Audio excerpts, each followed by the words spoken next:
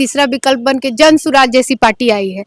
एक ऐसी नई पार्टी जिसमें मुझे लगता है कि कोई भी ऐसा कार्यकर्ता शिक्षा का अलग होना चाहिए, उस शिक्षा की कमी है, इसलिए लोग प्रशांत किशोर के काम को भद्र तरीके से पेश किए। मुझे नहीं लगता है कि अब बिहार की कोई भी महिला होगी जो नीतीश कुमार को इज्जत से देख रही हो। प्रशांत जी का मुझे लगता है कि प्रशांत जी ने उनको कॉपी नहीं किया है, ये तेजस्वी ने बाय डिफॉल्ट प्रशांत जी को कॉपी कर लिया। ये जो पीछा लगता है कि देखिए, अगर आप शिक्षित हैं तो आपको अनुभव लेने में समय बर्बाद नहीं करना पड़ेगा। तेजस्वी कि ऐसी हरकतें बीजेपी के द्वारा भी हो गई और जेडीयू के द्वारा भी हो गई, जिसमें जन सुराज को बदनामी का सामना नहीं करना पड़ रहा है। यही पर धर्म पर अनाज 4 किलो भात पे जाइए आप लोग। अब आप आम नागरिक प्रशांत किशोर को वोट करिए। और प्रमोद कुमार यहाँ के विधायक हैं, हो सकता है आरजेडी से देवा गुप्ता आ रहे हैं, तो ऋतु रंजन कहाँ टक्कर देंगी इन लोगों को। नमस्कार, आप देख रहे हैं बीएनडी न्यूज, मैं हूं अभिषेक दुबे। बिहार विधानसभा का चुनावी साल है, इसी साल चुनाव होंगे और चुनावी मैदान में इस बार जनसुराज की भी एंट्री हुई है। जी हां, जनसुराज प्रशांत किशोर की जो पार्टी जनसुराज की एंट्री हुई है। हमारे साथ जनसुराज की नेत्री ऋतु रंजन है। सबसे पहले स्वागत है बीएनडी में। जी, thank you so much. Jansuraaj की एंट्री हुई है बिहार विधानसभा में, कैसे देख रहे हैं इस बार? बहुत अच्छा विजन लेके आए हैं हम लोग, और ये बिहार की जनता के लिए बहुत खुशनसीबी की बात है कि तीसरा विकल्प बन के जन सुराज जैसी पार्टी आई है। एक ऐसी नई पार्टी जिसमें मुझे लगता है कि कोई भी ऐसा कार्यकर्ता या ऐसे संगठन से जुड़े लोग हैं जो जिनका कोई भी आपराधिक छवि रहा हो या किसी तरह की भ्रष्टाचार में लिप्त रहे हो।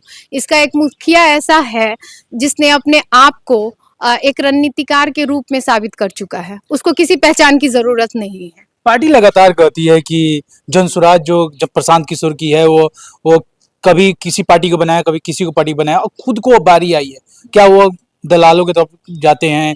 इस पर क्या कहिएगा?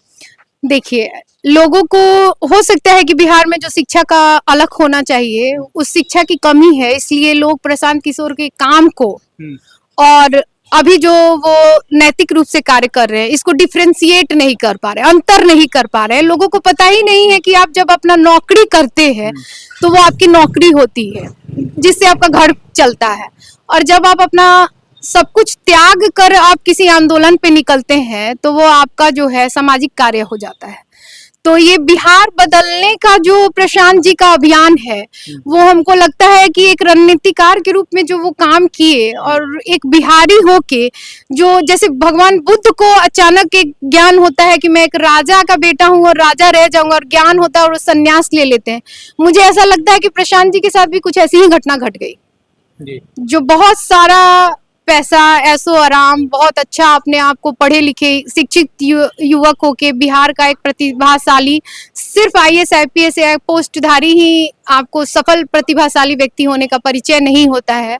मुझे लगता है कि प्रशांत जी भी जिस तरह बिहार को रिप्रेजेंट किए हैं इन बिहार, आउट ऑफ बिहार और इवन आउट ऑफ कंट्री, वो एक बहुत लोग नहीं जानते उस चीज को। लेकिन मैं जैसे एमबीए की छात्रा हूँ और मैंने मानव रचना से अपना एमबीए किया है, और 2014 में जब मेरा लास्ट सेमेस्टर जा रहा था, देयर वाज ए चैप्टर पूरा, और मुझे लोग बहुत टीज करते थे वहाँ, बिहारन कि कुछ नहीं है, बिहार वाले सिर्फ हमारा सीट भरते हैं और हमारे यहाँ के प्रतिभाशाली बच्चे नहीं रहते हैं।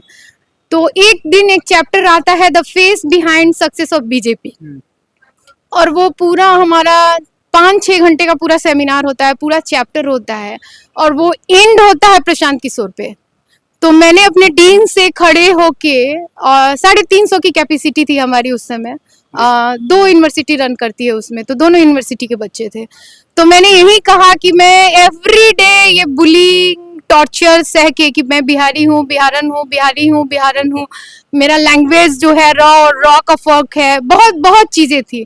और तब मैंने खड़े होके बड़ा प्राउड से ये उन लोगों को बोला कि देखिए, एक बिहारी जैसे, अब मतलब बिहारी एक गाली जो आप लोग गाली समझ के मुझे देते थे, आज 6 घंटे आपने एक बिहारी के ऊपर ही खर्च किए हैं।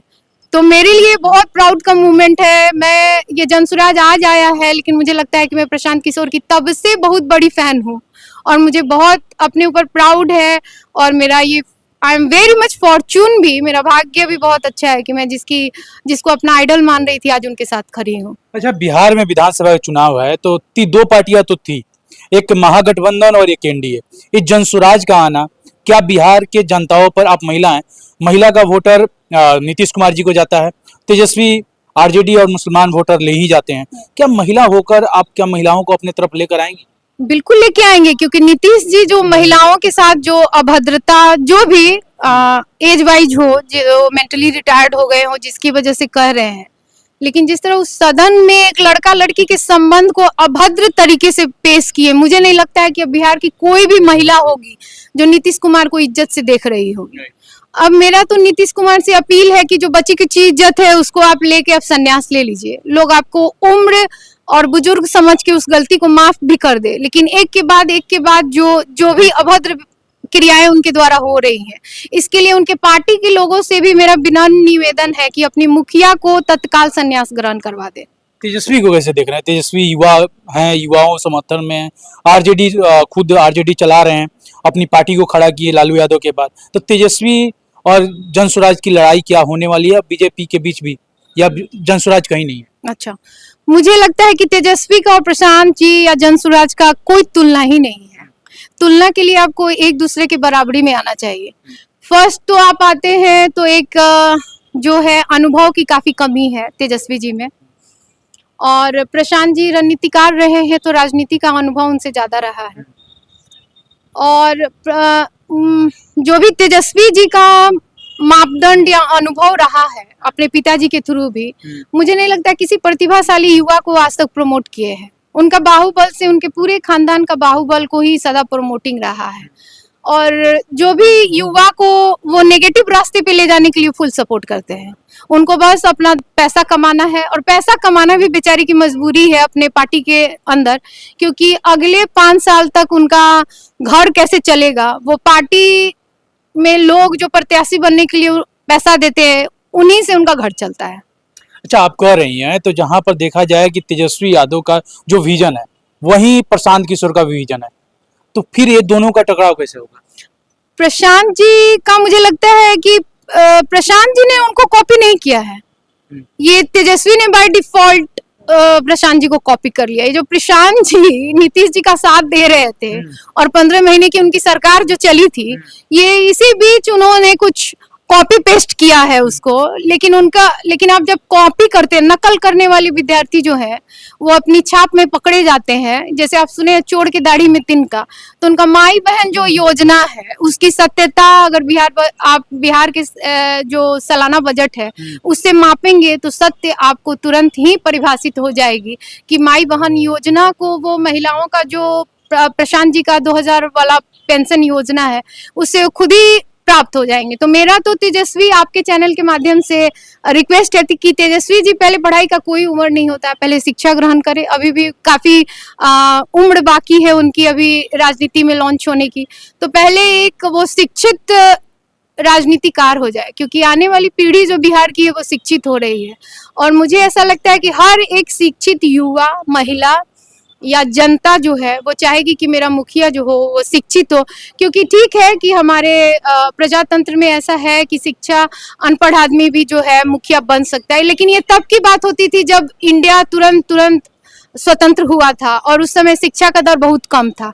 तो हमारा जो संविधान है वो प्रॉपर तैयार नहीं हुआ, बहुत जगह से हमने कलेक्ट करके एक संविधान बनाया है। और मुझे ऐसा लगता है कि जब सारे ही युवा शिक्षित हो जाएंगे तो एक संशोधन होना जरूरी है, जिसमें शिक्षा को ही आइडल मानकर शिक्षित आदमी को ही, क्योंकि शिक्षा एक बहुत बेसिक पैनल होना चाहिए आपके मानसिक सूझबूझ का। क्या राजनीति करने के लिए शिक्षा जरूरी है? कहीं से देखा जाए राजनीति करने के लिए अनुभव जरूरी है या शिक्षा जरूरी है? मुझे ऐसा लगता है कि देखिए, अगर आप शिक्षित हैं तो आपको अनुभव लेने में समय बर्बाद नहीं करना पड़ेगा। तेजस्वी यादव को कह रही हैं कि शिक्षक नहीं है, शिक्षा नहीं है, तो शिक्षा नहीं, वो तो दो बार डिप्टी सीएम बन गए। डिप्टी सीएम बने किस मकसद से बने? वो तो चाचा जी को सपोर्ट किए कि चाचा के सपोर्ट में रहेंगे तो कम से कम डिप्टी सीएम का तो लेबल रहेगा।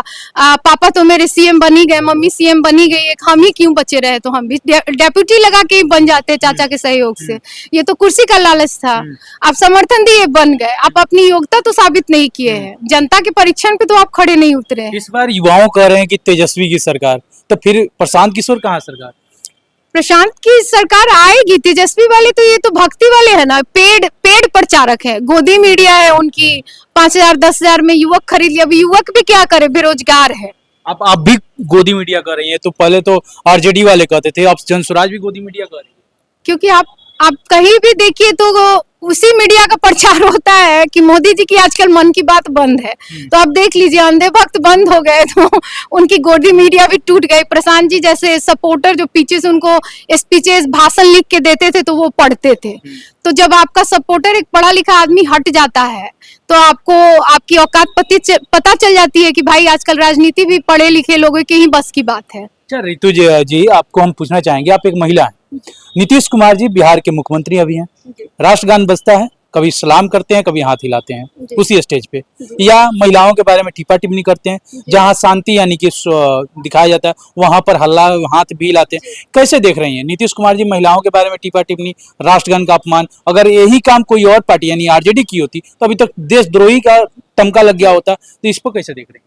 ये तो बहुत खुशी की बात है और ऊपर वाले की बहुत नेमत है कि ऐसी हरकतें बीजेपी के द्वारा भी हो गई और जेडीयू के द्वारा भी हो गई, जिसमें जन स्वराज को बदनामी का सामना नहीं करना पड़ रहा है। यही जब प्रशांत जी जब प्रमोट कर रहे थे नीतीश जी को, तो इन्हीं सब चीजों को देखकर ही वो उनसे अलग हुए कि भाई ये बिहार को गटर में लेके जा रहे हैं। और ये जो नीतीश कुमार है अपनी हरकतों से ये प्रूफ करते जा रहे, जो हमारे प्रशांत जी बहुत पहले 2.5-3 साल पहले फील कर लिए कि भाई तो पूरा IAS IPS की टीम से गिरा हुआ मुख्यमंत्री है, जो ही बनता है उसको ही प्रमोट करता है। तो बहुत पहले 3.5 साल पहले बिहार की जनता को बोले पैदल यात्रा करके कि वो मेंटली रिटायर्ड है, लेकिन लोग इस बात को नहीं ले रहे थे। लेकिन वो अपने जो है उनके द्वारा एज के और आयु बढ़ने से जो वो हरकतें कर रहे हैं, इस पे किसी भी इंसान का जो है एजिंग जो है ये साइंटिफिक रीजन है। तो ये हरकतें जो उनसे हो रही है मेंटली रिटायर्ड वाली, तो ये तो बहुत खुशी की बात है कि वो प्रूफ कर रहे हैं कि हाँ हम सच में मेंटली रिटायर्ड हो गए, हमको राजनीतिक संन्यास की जरूरत है। लेकिन कुर्सी का लालच ऐसा लालच है कि आदमी मरते दम तक छोड़ना नहीं चाहता है। जन स्वराज के लिए शायद विधानसभा की तैयारी कर रही है मोतिहारी से, जी मोतिहारी से तैयारी करिए, क्या मुहिम होगा बताएंगे? हमारा मुहिम प्रशांत जी के साथ चलने में है, तो मोतिहारी के लिए भी वही मुहिम है। मोतिहारी भी एक प्रांत है बिहार का छोटा सा, और मोतिहारी से बहुत सारे प्रतिभाशाली जो नेता है और नेत्री दुर्भाग्यवश आगे नहीं आई थी। और मेरा भी बहुत जल्दी का ये डिसीजन नहीं है कि मैं मोतिहारी को रिप्रेजेंट करूं, लेकिन मेरे अभिभावकगण, मेरे पिताजी की मैं बहुत साल से वोट आउट कर रही हूं, नहीं देती हूं वोट में। और मेरी जो जन स्वराज से जुड़ी उन लोगों का भी था कि why you always search A face, कि क्यों आपको हमेशा एक चेहरा चाहिए, आप महिला हैं, आप खुद भी अपने सोच पे, आपकी सोच बहुत परिपक्व है। और मेरे पिताजी को ऐसा लगता है कि जो मैच्योरिटी है वो एज पे डिपेंड नहीं करती है। मैच्योर आदमी अगर शिक्षित है तो उसको मैच्योरिटी जल्दी आ जाती है। तो मेरे पिताजी का भी था, और जितने आइडल्स हैं मेरे, उन लोगों का भी मेरा यही था कि रितु आप लीड करिए और लोगों से जुड़िए, लोग आपको समझेंगे, आपके विचार क्रांतिकारी है और आप एक ऐसे आइडल को फॉलो कर रही हैं जो सच में जो है वो बिहार का गांधी है। इसलिए मैंने प्रशांत जी के लिए लिखा भी है कि हवा नहीं आंधी है, प्रशांत बिहार का गांधी है। And I am very much happy to support Prashant sir, and I request all the public of Motihari and Bihar, please vote पर प्रशांत किशोर। कोई एक अकेला युवक आया है आपको बदलने, उसका साथ दीजिए। कभी अभी मौका नहीं है जात पात पर, धर्म पर, अनाज 4 किलो भात पे जाइए आप लोग। अब आप आम नागरिक प्रशांत किशोर को वोट करिए और अपने स्टेट को जो है एकदम स्ट्रांग बनाइए, मोतिहारी को स्ट्रांग बनाइए, अपराधी लोगों से मुक्त बनाइए, अपराध मुक्त बनाइए। अच्छा, जाते जाते प्रमोद कुमार यहाँ के विधायक हैं, हो सकता है आरजेडी से देवा गुप्ता आ रहे हैं, तो रितु रंजन कहाँ टक्कर देंगी इन लोगों को? रितु रंजन अपनी ईमानदारी पर, जन स्वराज के का जो 5 विजन है उस पर काम करेगी। मुझे दूसरे पार्टी से नहीं, मुझे लगता है कि दूसरे पार्टियों का कार्यकाल देख चुके हैं मोतिहारी की जनता, और मोतिहारी की जनता आजकल कितने आपराधिक घटनाएं हो रही है और जितना जमीन खरीद बिक्री में जितने कांड हो रहे हैं उससे तंग आ गई है। अब मुझे लगता है कि जनता जो है भय से अपनी बच्चियों को स्कूल और कॉलेज, फिर वो वापस 90s का दौर ना आ जाए, इससे भय से युक्त हो गए, अपने बच्चियों को स्कूल कॉलेजेस बंद करा रहे हैं। इसलिए मुझे मुझे लगता है कि मैं जो विजन लेके आई हूँ, मुझे किसी से कंपटीशन नहीं है।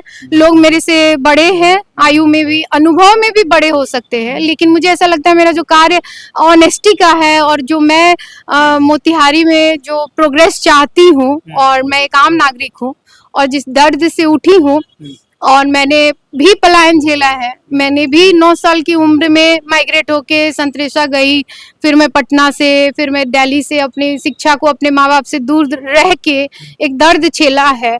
और मैं भी 1 साल के बच्चे की माँ हूँ। तो मैं माँ हूँ, मैं टाइम पास करने नहीं आई हूँ राजनीति में। मैं अपने 1 साल बच्चे को घर में छोड़ के आई हूँ। उसका मतलब है कि मैं सच में इस हालत की शिकार हूँ और इस हालत से लड़ने के लिए आगे आई हूँ। चलिए, बहुत बहुत धन्यवाद, आपने बात की इसके लिए बहुत बहुत धन्यवाद। Thank you so much. हमारे साथ थी रितु रंजन। आपको कमेंट सेक्शन खुला हुआ है, जरूर बताइएगा अपने राय। जय हिंद।